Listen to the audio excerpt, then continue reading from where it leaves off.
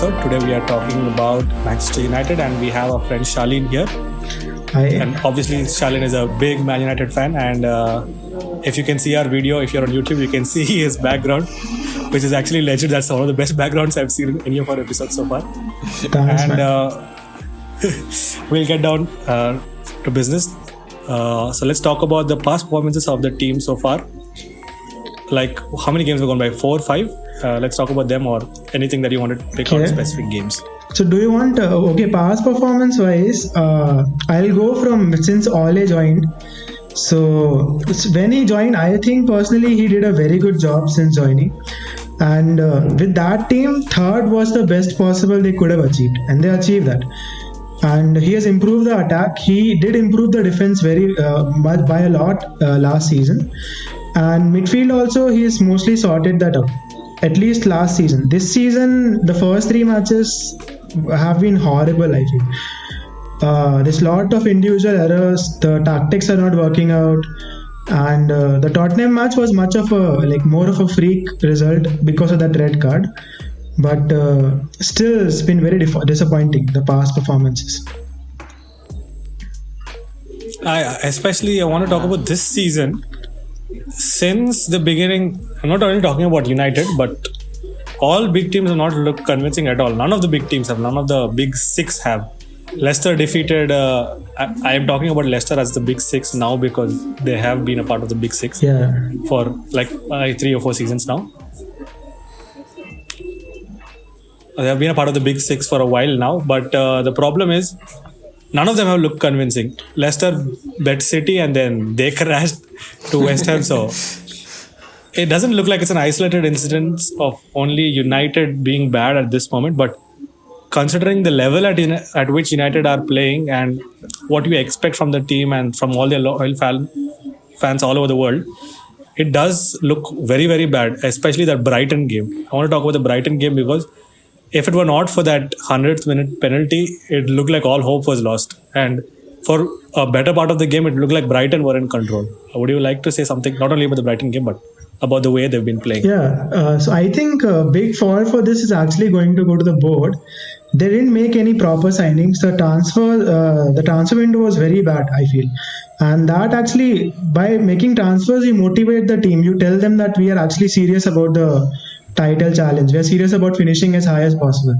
But because the board is not signing players properly, so that kind of gives a negative impact on the players also. So I think that can be a part. Secondly, as you said, the big teams are also struggling nowadays.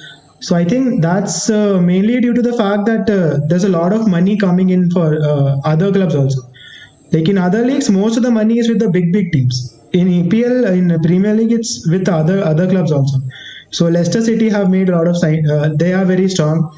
Everton made a lot of signings with Rodriguez and Allen. They are becoming very good. So I think because of that, the level of Premier League has increased, and Man United have not stepped up according to that.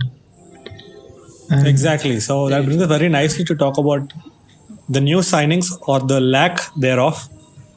What do you think has happened? Like you said, there's a problem with the board, quite obviously. But other than that, let's talk about the new signings first, and we can talk about the board later on. Do you want to know about the signings like individually? Like, what is my opinion on the signings? Yeah, like in brief. Okay, so they made 5 signings. So out of these, I think Alex Telles is the best signing. But the thing is, it was very clear what all players we needed before the window. We needed a right winger, we needed a CDM, we needed a centre back, left centre back. It was very clear. And they got none of those positions. Not even one player. They bought Alex Telles. He is a left back and he is a very good player. He is very good offensively, and we were struggling offensively because under Ole's new system, we are using attacking fullbacks a lot. And Shaw is more of a defensive player. He cannot attack that well. So Telles will be a brilliant like a first team player.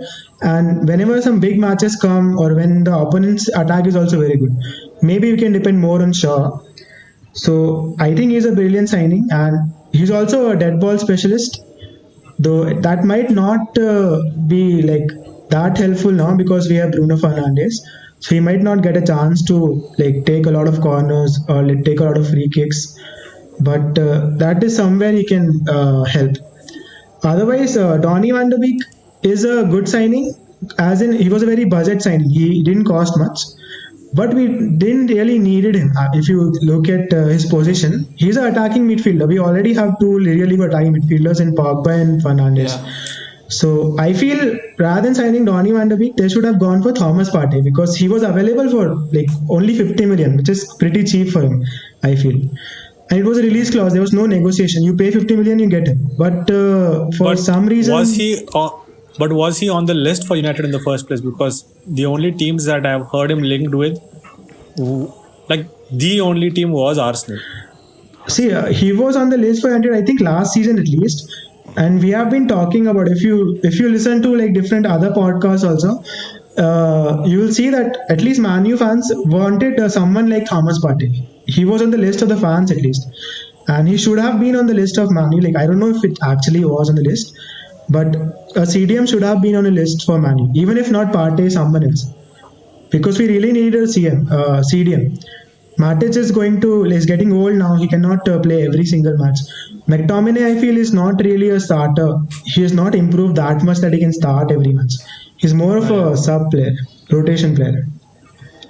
So Yeah, the other thing was, go on, Jit. I have a question. Like, what's your view on the Jadon Sancho saga? Like, it's been going on for endless. I think we'll get- as a fan. What is your like? It's been a big rumor going on like since past year. We'll get there during the off script. I think off script is going to be a lot of fun, especially for United. There's a lot to talk about. We're talking about Donny van de Beek now. Yeah. So Donny van de Beek, like I was actually hoping, because Koeman, when he came into Barcelona, he was like, Dutch revolution, get every Dutch player you can on planet Earth into Barcelona. So Van de Beek was linked heavily with Barcelona, and he ended up going to United. And at that time, it looked weird because you already have brilliant, like world-class attacking midfielders in Fernandes and Pogba. But if you also wanted someone who can take penalties, you already had Bruno Fernandes. I don't know why they bought him, but it eventually became clear that Donny van de Beek was not going to be like an automatic starter. He was going to be like a replacement kind of thing, because they needed players, because they're also in Europe this season. They're going to have to play a lot of games. So I think that was the reason behind getting Donny van de Beek in, because Van de Beek, despite not making it consistently as a starter, he definitely is like starter quality. And in case someone gets injured or you need to rest some of your big players, Van de Beek will fit in very well. So I think that was the reason behind Van de Beek. If you notice last season also, Fernandes was very burnt out by the end of the season. Even against Sevilla, he was not that good. He looked like a very tired player. So we didn't have a proper replacement for him. Like Pogba has to play every match, Fernandes has to play every match. So they really got burned out. So that way he's a good signing, but he provides depth to the squad. And I think it's more important to first have a complete squad which is really good.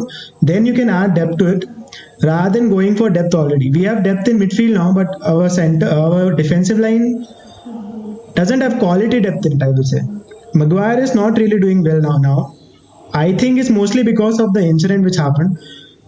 Mentally, I feel there's a lot of instability. And so they should have added depth to the forward line or the defense. Not really needed in the midfield. We already have Fred, we already have McTominay, we even have Jesse Lingard. He might not have done well last season, but you don't know. Seasons changes, he might do well this season. And so I think Edinson Cavani, if most people are seeing him as a replacement or as a regular starter, maybe he's not a good choice, but as a backup striker, I think they bought him for Ighalo, who will be going soon only. So as a backup striker, he's the best possible option you can get from this window. So if you think Cavani is like the backup striker, who do you think will be like the starter, like the first choice striker? Martial is the starter, first line forward, I feel. Yeah, but the problem, like from a neutral's point of view, it always looks like the main problems that United face are in the finishing. It's not that they have difficulty in getting the ball up. They regularly make plays into the final third very well, and their passing also has been pretty good, like before this season. But their finishing is always what lacked the quality, if I could say so, of like a world class or maybe like a Champions League kind of a team. Like they are able to get the ball in, but there is nobody to finish, and you could see that very clearly because Greenwood is a brilliant player, Rashford is a brilliant player, and despite them doing all the hard work, there is nobody to finish. So even if they are doing their best, it doesn't look like they are like it's reflecting on the score sheet. So do you think Cavani can start over Martial, or was he just a signing to say that yeah, we got a player? So I do agree with you on this. We are lacking the quality in the final third. We are not finishing the chances. And last season also many games were there in which we lost or which we drew because they didn't finish properly. But I think it's actually that is a job of the manager also to improve the players. This has been a problem for Martial and Rashford for quite some time now. Greenwood is, I think, not has a very good finishing, but it has been a problem for Rashford and Martial for quite some time. So I think it should have been Ole's job to improve that. He's supposed to improve all these players. So I think it will come to Martial eventually, and we have to build for the future. We cannot expect to compete for the Champions League or even the Premier League immediately.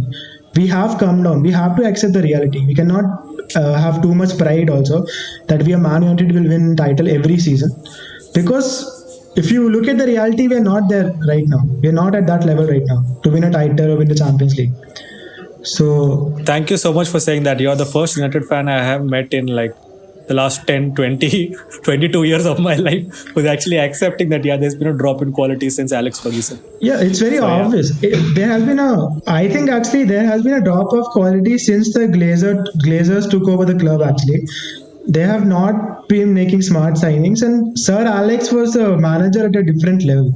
So he managed to win titles even though the quality was dropping at that time.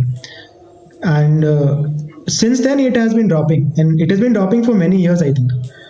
So I think the person they got in the first place to replace Alex Ferguson in the beginning itself was wrong, and they kept getting managers who are not of proven quality to handle a team as big as United, in my opinion.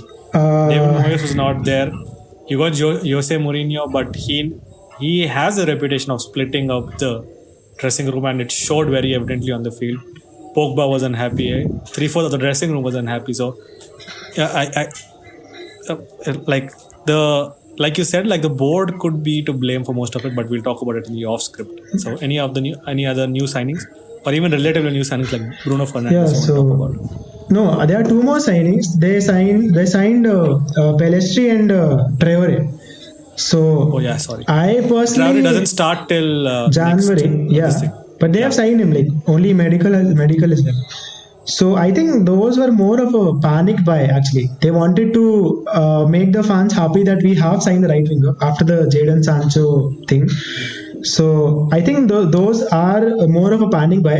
Like I don't think these are the best options available even if you go for youngsters. And I think Pellistri, I really don't have much of an idea about him. Like I never heard of him before also.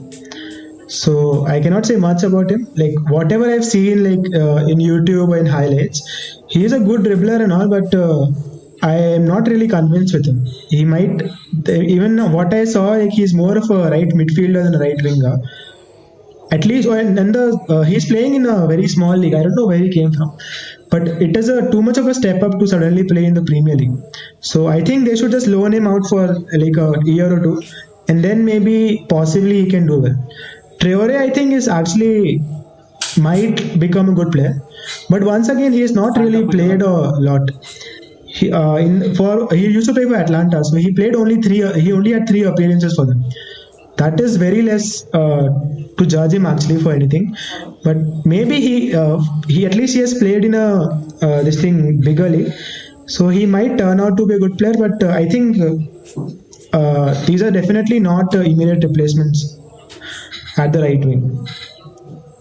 Okay, so I think that brings an end to our new signings. But yeah, obviously I can say very confidently that no matter what signings they might have gotten wrong, Bruno Fernandes has been like a hell of a signing, because from the minute he stepped into the first team, he has improved them massively with his attacking style. And I don't think he's ever missed a penalty when he's played in the first team, like at the highest level. So I think it's 100% record. So that is good. So yeah, things are definitely looking up. But like you said, none of us expect United to be like immediate challengers for any of the trophies, but they're definitely on the path to improving. Let's talk about any exits that the club has seen which might have affected the way they play. Exit wise, Chris Smalling left, so I don't think that will affect the play. But I think he was a decent defender. Like he could have done a good job. Maybe as a rotation player. Sorry. Maybe as a rotation player, he could have done a good job. But I think it's fair that he was allowed to leave. He was doing a brilliant job at Roma. Other than that, Sanchez was allowed to go to Inter. That allowed us a lot of wages. It freed up a lot of wages. So I think that was a good thing. Then Pereira was sent on loan to Lazio. So that also I think is a good thing because I don't think he will get a lot of chances at Man U right now. Even Lingard, I feel they should have either sold him or sent him out on loan. Because even him, I don't think he has much of a chance to play this season. Angel Gomez, they sold him to Lille, I think. And I think Angel Gomez was actually like capable of playing as good as maybe even Rashford or Greenwood. But they didn't manage him as properly, I think. Maybe Ole should have done a better job in integrating him in the squad. And Diego Dalot went on loan to AC Milan. So once again, a good move for him. AC Milan is a very good club. And Tai Chong went to Werder Bremen. I think that is also a good move for him. They could have introduced him, I feel, but even a loan is not a bad thing. I agree. Okay, that brings us to the tactics that United are using right now, or they're favoring right now, despite them repeatedly changing up. So please tell us about their tactics. Shan. Yeah, so formation wise, when Ole initially came, he used to switch formations a lot. But since then, he has decided on one formation, so that is 4-2-3-1. So he normally goes for Lindelof and Maguire as centre back, and Shaw is the left back, and Aaron Wan-Bissaka is the right back. Then in the midfield, Pogba has been playing as a deep lying playmaker. So he's not playing in the position he's naturally good at. But he has done a decent job, I feel. And then Fernandes obviously is the attacking midfielder. And Matic normally plays as a CDM. And I think he's a brilliant player, but he's getting old. So he doesn't have the legs to play every single match. Then forwards, we have a very good forward line, Martial, Rashford and Greenwood. So 4-2-3-1, I think it has worked for us. So defense-wise, I feel Maguire has been very inconsistent. Last season he was somewhat inconsistent. This season he has been horrible. Even Lindelof has not done a good job. If you look at just this season, and maybe Wan-Bissaka also in the last 3-4 matches he has not done a good job. But I think Man U will become better eventually. Like this happens almost every season. There will be a run of games in which we'll play very bad, then we'll once again pick it up. So it is unfortunate it happened like in the start of the season, but I think they'll pick it up. And midfield wise, we don't really have a CDM. If we would have bought a CDM this season, maybe Pogba would have been allowed to play in a much better position. And Bruno Fernandes obviously is amazing. His passing ability is amazing. Even Pogba's passing range is amazing. Even from those deep positions, he can make some amazing passes to the front, many amazing long passes. And Bruno Fernandes obviously has been an amazing playmaker. And what they've done in the front line is, first of all, they're all very fast. So on counter attacks, they can really exploit those spaces which the defense gives them.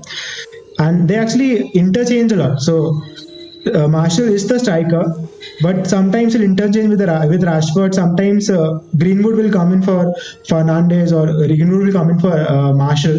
So that gives a lot of unpredictability to the attack. And I think that's why our attacking starts have increased, like almost doubled since Ole has taken over.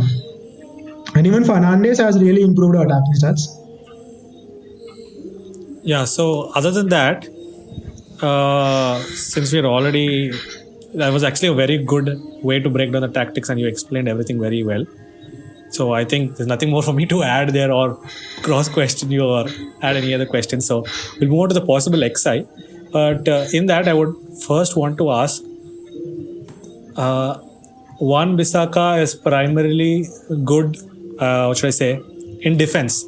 Yeah. He is a very good right back defensively primarily, more than I would say that about his attacking capabilities.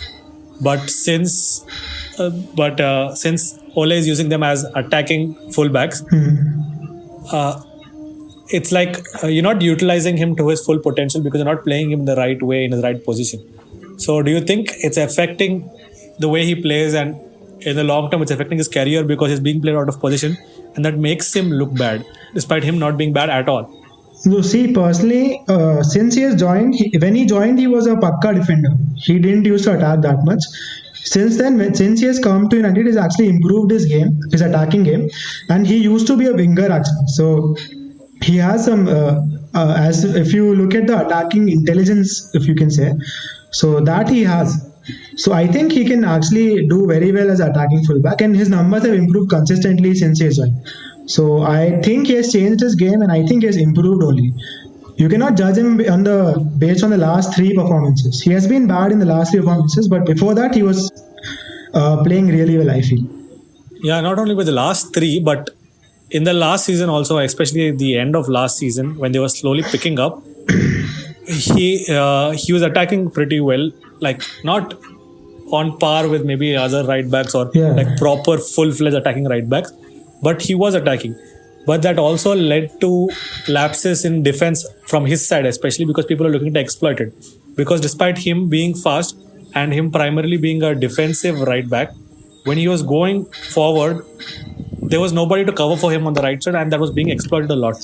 So, I think that is affecting his reputation as a right back adversely, and maybe they might have to make new signings or adjustments to the way they play to accommodate to block that right side, because people are exploiting it left, right, and center. See, so I don't think you're correct in that. But suppose if we believe also that maybe he's because of his added attacking responsibilities, his defense might have become worse. Maybe. I don't feel that. But now they've signed Alex Telles, right? So Alex Telles is supposed to attack. He is an attacking fullback. So if Alex Telles will attack, then Wan Bissaka will naturally have to defend more. He won't be attacking as much. So I think that issue is actually fixed now that we have signed Alex Telles. Before, I was not saying that his defense has become worse. I'm just saying that because he's up, because he's attacking, they are exploiting that space. Because he's not there when he's attacking. But then normally when they attack, the attacking fullback attacks.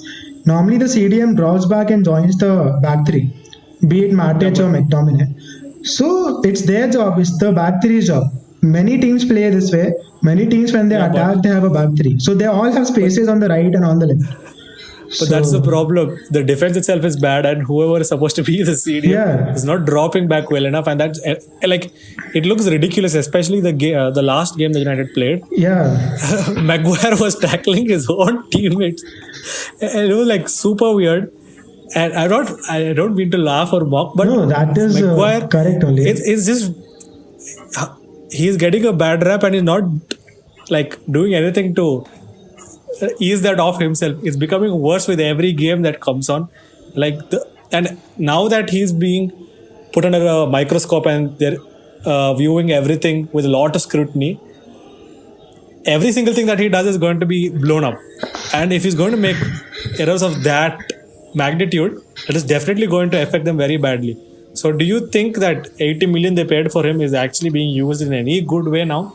He was pretty decent when he started off, but it is consistently dropped. And like you said, it could also be attributed to the incident that happened during the break.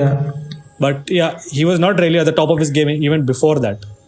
See, so I feel all these money figures, the thing is, with Man United, all the other clubs will increase the transfer fees by they will almost double the transfer fee.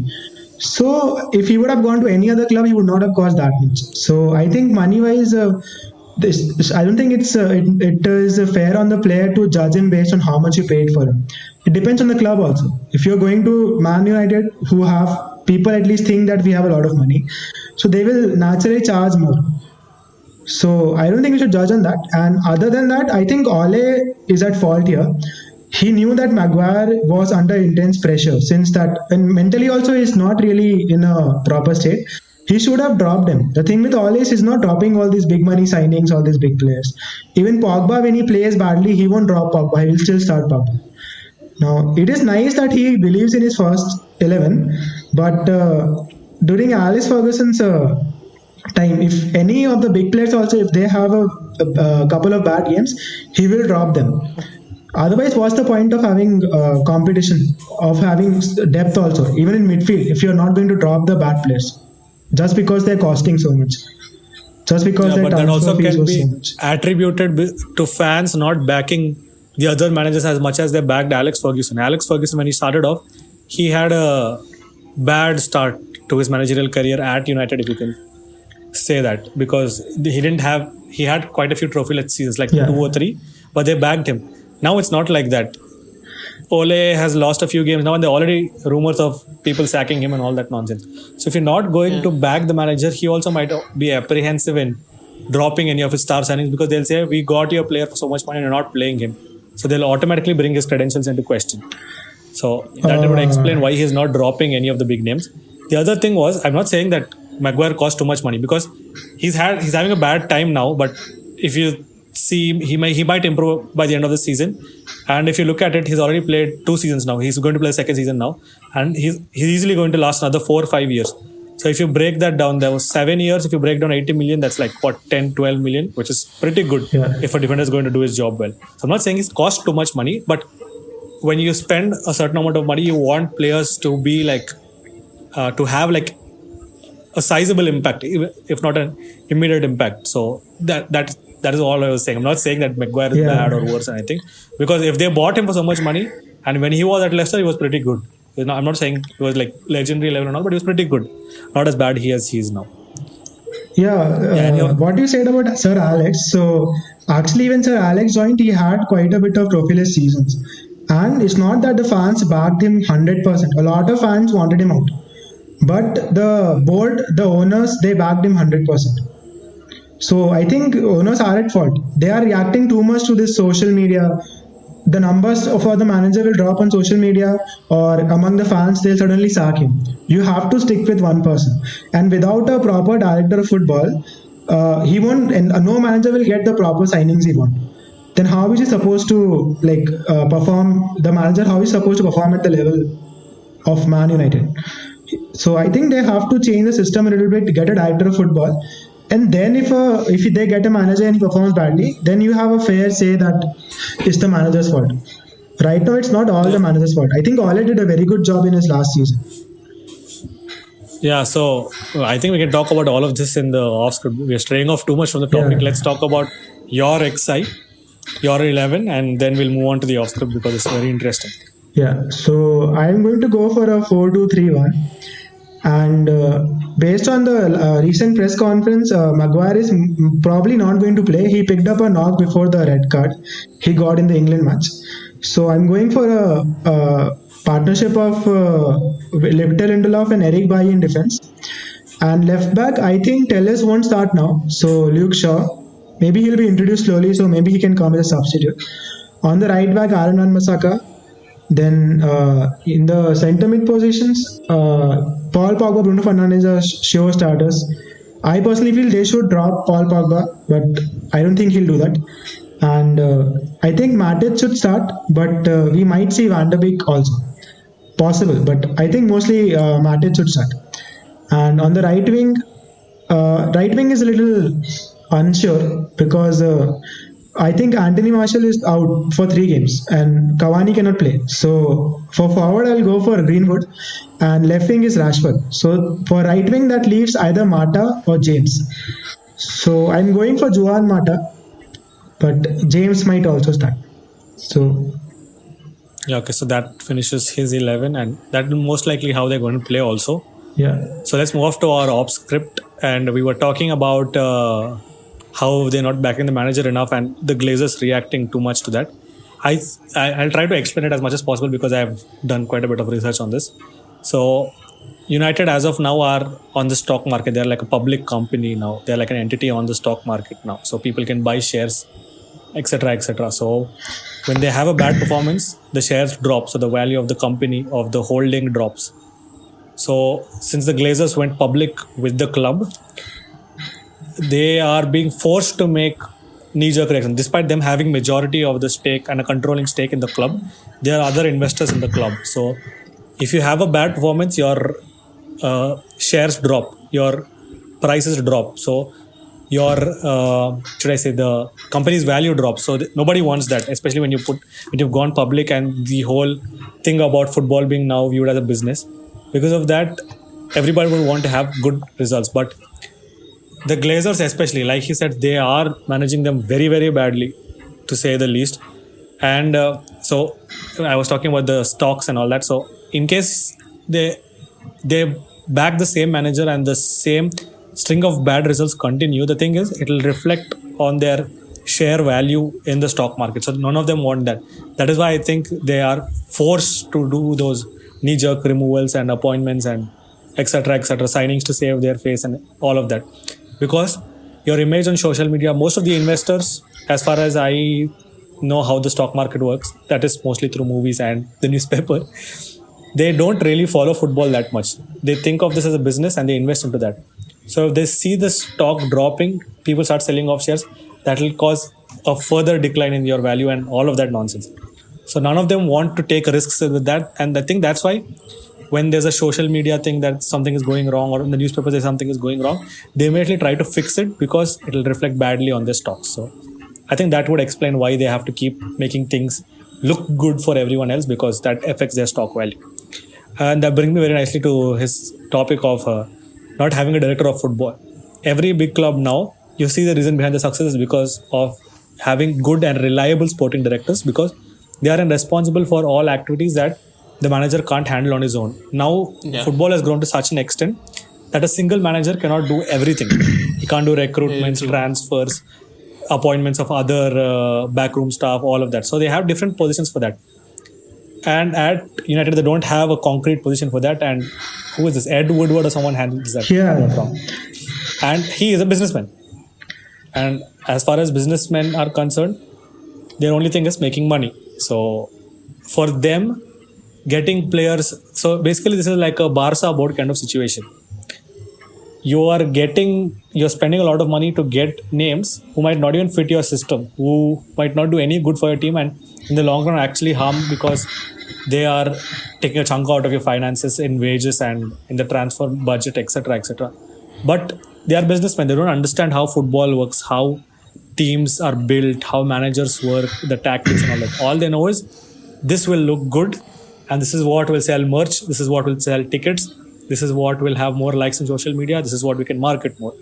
So till you get a proper footballing director or someone in charge of all your football activities, in addition to the manager who handles everything off the pitch for the club, it will continue in the same way. And Ed Woodward, you could see the horrible things that they have done, especially with the management of the Jadon Sancho situation. So Jitu, we are coming back to your question. Dortmund were very clear that by 10th of August, 120 million, or you're not going to get him. They laid down terms saying 120 million by August 10th, or Sancho is off the table. I don't know what he understood. Maybe because they spoke in German, he misunderstood them or something of that sort. They thought it was not serious. Right? They thought, from what I've seen by Athletic, I read an article in Athletic, and I will drop the link for that in the description. Yeah, they told like Man United thought Dortmund were not being serious, so they didn't actually believe it. But on the day, I think after the training or something, before that deadline day, I think after the training, I'm not sure who told, I think an official in Dortmund told he's staying for the rest of the season, at least for one more year. He's not leaving. Like they have him in their plans. So that's when United got into a hurry, and I think they made phone calls in between. On August 10th, apparently, I was watching a Tifo football video. They were saying that on August 10th, they tried contacting Dortmund, and they were like, what do you think? We were joking, which represents everything that is wrong, because your manager wants a player, your fans want the player too now. It's not only that the manager thinks he'll fit in the system. even the fans were hyped. So it's not that he was going to be bad for your marketing purposes or whatever. He was going to improve your team overall. I understand that 120 million is a lot of money to pay, especially when the markets are depressed due to the COVID situation. But when they have said that we're not budging, this is how much we want, and you're not willing to pay that, either you shut up or you go ahead and sign him. They did neither of those. They were still making noises and were not working actively on getting Sancho in. So I think that was a major problem, and that has caused a lot of negative, what should I say, publicity in the transfer market too. So any other player that tried to sign in the right wing role would have mostly been like, okay, I am not their first choice.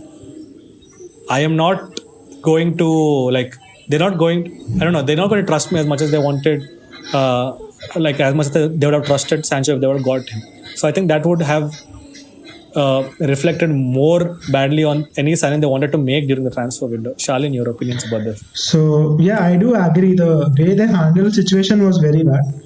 But the thing you're saying about the player, so in this case, okay, actually hold 1 minute. Just 1 No minute. problem. Don't switch off your camera. It's fine. I'll just cut this part out. Yeah. Danny. Hi. Is that Giggs in the back in the photo? That looks like Giggs, doesn't it?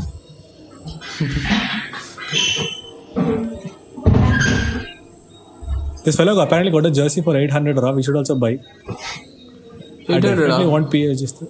Yeah, look at that. He has his name also on the back. It's very good. I'll show you after the program finishes.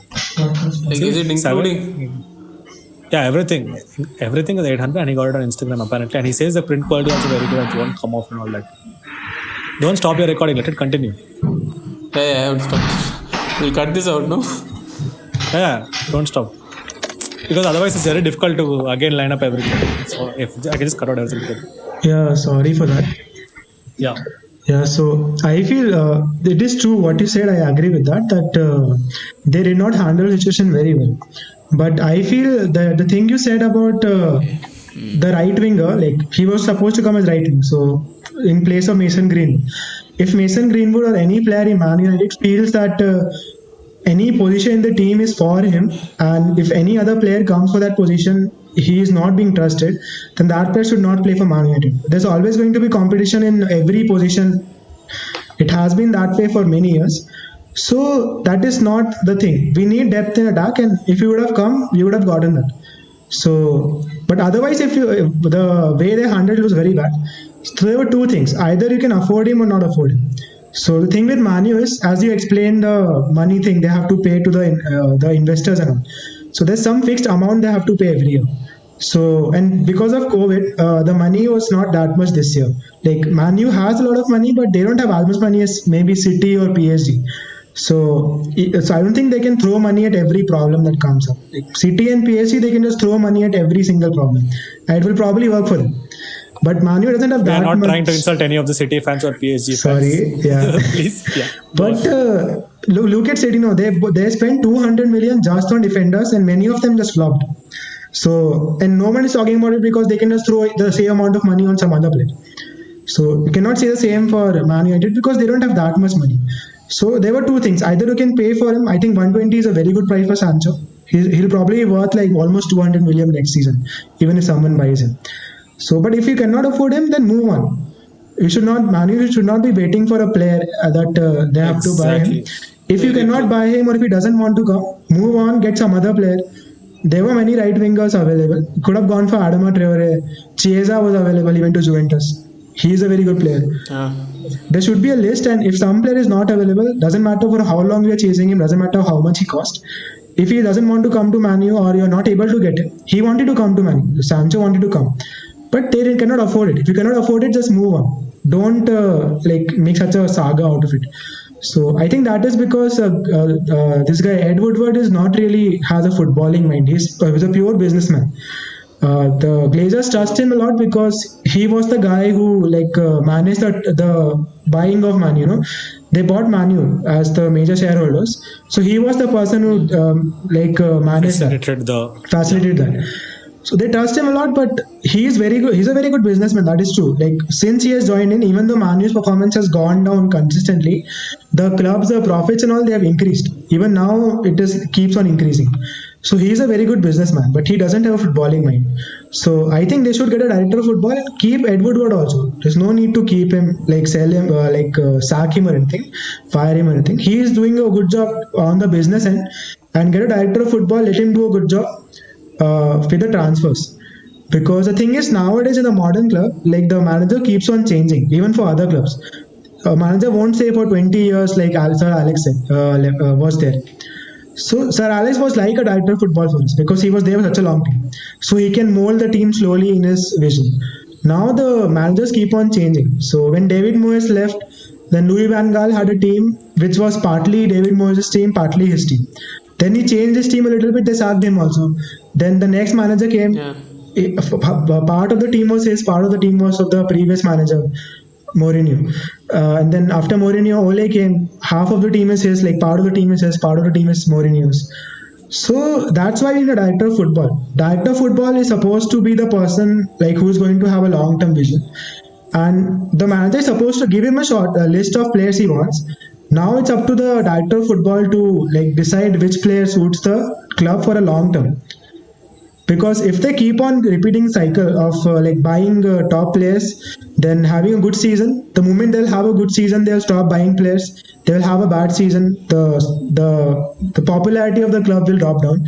Then once again they'll buy players. They'll sack the manager, get a new manager. Once again they will have good results, one good season. It's a cycle. It keeps on repeating. I think they are just basically milking money out of Manu. Basically, they want to get every single like pound of money they can get, and that's not a good way to lead the club, I think. Yeah, but it also doesn't look like the Glazer family is going anywhere anytime. Given the don't amount of money think, they're making off the club and yeah. given the amount of money they have poured into the club already. So all I think fans can do, like even I'm a Barcelona fan and I'm praying that Bartomeu eventually leaves. That's all we can do. Yeah. Pray that the board somehow just improves. The thing is, basically, if they continue this, eventually Manu will keep on dropping in the levels, and eventually they won't be getting the profit they're getting. So the long-term plan, it might not work immediately. So maybe they can have a couple of bad seasons. So in that, they can use their business skills, which they obviously have, to somehow manage to keep the club afloat. Because we are in debt. Manu is in debt actually. So there's some fixed amount. I am not sure how much that amount is. I think it's around some 70 million they have to pay every season to investors. So make sure the profit is at least that much, a little more than that. And for a couple of seasons and build for the long term. And after that, the team will improve. Like if you build for the long term, get a director of football, eventually they will improve. Manu has the funds to get good players. And I don't think there's a problem with Ole specifically. Yes, he's a new manager. He might have some weaknesses. But I think the main problem is with the board and Ed Woodward. If they can get director of football, then in the next 5 years, maybe not immediately, Manu can go back to the same level they were and they can win titles. But it has to be a gradual process and they have to have a long-term view. They cannot keep on doing this short-term cycle of getting popular, sacking manager, getting success, then becoming worse, sacking manager. Next manager will come in. One season they will become better. Once again, sack manager. It's not going to work out in the long term. So it's better if they realize it now, I think. But there's actually some positive signs if you see. They are buying all these young players for the future. And the academy has some brilliant players. So there are some good signs, but they need to get a director of football, I feel. Yeah, so the other thing I want to talk about was Paul Pogba. He has been on a decline. At least this season, he's not looked great, like since the start of the season. And in case someone questions that, he's out of form, he's not playing that well or not, you can just go and see France, the national team, the game that he's played for France. He's not played bad in that at all. He's actually been very, very good for France. So it's not a problem of him being out of form or him not playing well or him not being etc., whatever nonsense you have to say. But then why is it not translating to on-field performances at Old Trafford or for Manchester United? Especially the game against Spurs and even one or two games before that with no fans. I'm going to come to that question later, but it looked like he was just walking or strolling in the middle of the park. Sometimes it looked like he was not interested. Like, I don't know if that's how like loyal fans look at it, but for a neutral, it looked like, okay, bro, what is this guy's problem? Like, he didn't have that fire, that intensity with which the rest of the team were playing. So, do you like? Is there something that we can say to justify that? Yeah, so one thing is he has been playing out of position for most of the time he's been here. So he's naturally he's going to play as a wide midfielder or as an attacking midfielder in general. Wherever he plays, he's more of an offensive player. But at Manu, because first of all we didn't buy a CDM this season also. So we have one CDM, but the CDMs we have are not really first in quality, if you ask me. Matic is just getting old now, so he cannot play regularly. So that restricts him. He has to become a more of a deep player. Like he has a lot of defensive duties now. So and what people normally compare him with his old self at Juventus, where he was mostly attacking player. So he got more goals, he got more assists. Now he's playing more of a defensive midfielder or more of a defensive role. He is a deep lying playmaker. So he mostly is a defensive role mostly. And Fernandes is getting the offensive role. So his number has fallen because of that. And yeah, there's also have been one recent press conference where he said that playing for Madrid is a dream for him or something. So he doesn't seem as committed also. So maybe it's frustration because he's been playing out of place. And also you said that he strolls around sometimes. I also noticed that. He has been doing that almost since he's joined. Like his work rate is not really that nice. All the other players have a very good work rate. You look at Fred has a very good work rate. Like whatever happens, however he is playing, he'll make sure he'll cover everything, he'll run for everything. Pogba is not really doing that. And I think it's maybe on part to Ole also that he's not managing him properly because first of all he's playing out of position. Even after that, whenever he has a bad game, he's never dropped. He's always still playing. So I think he has just taken it in himself that he's above the manager maybe. So it doesn't matter how he plays, he's going to play anyways. So I think Ole has to man up here and start dropping players who are not playing. Be it Pogba, be it Maguire, even David De Gea. If they don't play properly, they should drop them. Only then they will have the incentive to play better. Yeah, which brings me very nicely to my next question. I think I've asked this in every episode of Let's Talk. With the fans not being there, the way that teams have approached games, the way that they have been playing has changed a little bit. So, like, I keep saying that in a full Anfield, Liverpool will never, like, other teams will not have that much of a say in what happens at Anfield because Anfield is that, like, oppressive to the opposition. Like, the atmosphere there. And so is Old Trafford or Stamford Bridge. But, like, recently, if you could see how Arsenal and Chelsea are playing especially, they have become more and more defensive, just sitting in their half, and then if they're trying to run on the break and just get a goal in or something like that. So teams have definitely, the way teams are approaching the games has definitely changed. And as I was talking about Pogba, if Old Trafford was full, never in my wildest dreams would I imagine him being that lazy. He would get booed off the field if he did that. Your opinions about that? Dude, so I think you're obviously correct that without the fans, especially Old Trafford, fans are really, really, really loud and like they change the game a lot. And I think it's a big reason why the big teams are losing or drawing so much. Like this season, especially, they have such a mixed bag of results. The fans make a huge difference. And Pogba, obviously, he'll play a little better. But even when fans were there, he had a somewhat of a less work rate. He doesn't defend as much. He's more of a offensively minded player. So I don't think it will improve Pogba by an awful lot, but it will definitely improve him somewhat, and it will improve the rest of the team by a lot for any club. The fans are like a huge difference. Like today's match, suppose if you see Everton versus Liverpool, if the fans were there in Anfield, then this would have been a 4-2 win or maybe even a 5-2 win, because in a big stadium, for a big team, when the fans are there, then they can make a huge difference. They can be the difference between winning and drawing or winning and losing. I completely agree. And that's not only the problem with English teams. Like Dortmund without the yellow wall, it's like you're taking the edge of their attack or whatever. Like It's intimidating to see Dortmund games, home games on TV. Imagine being in the stadium and hearing so many people against you, and the yellow wall literally looks like a wall. The stadium is like that, Yeah. and so it's so intimidating. And with the fans not being there, it's so weird. So with Champions League finally planning to get fans back in slowly, I think we can go back to seeing football as it used to be. And Yeah. I think that about it from my side. Anything you want to add, Charlie? I think it won't be happening that soon. Even if fans are bought in, they will be bought in like following social distancing. So obviously we will have some 25% of the fans or 20% of the fans. So obviously they cannot make as much noise or they cannot motivate the team as much as a full stadium. But it's a positive sign that slowly fans are being introduced, and hopefully as soon as possible we can be back at full attendance for the fans. Yes. So I think that brings us close to all of our topics about Manchester United. And Shalin, you can say your goodbye. Yeah, thank you for having me, dude. Like, this is my first podcast, and like, it really feels nice that you guys recognized me, that I was like a fan enough to be in a podcast representing my club. So, really thanks for that. Thank you so much for actually taking out time to talk about your club. Like, Hey, anytime, dude. I know so many Manchester United fans, but I wanted someone with the depth, with the knowledge of the club actually, and not just like a plastic fan or someone who sees them on social media, Yeah. who actually knows about the club and could talk about it. So thank you so much for taking your time out. And I think that's about it. Yeah. Thank you so much, Thanks, Shalin. man. We look forward to having you on more episodes. It was And I just good sign to off. be a part of the podcast. Thank you.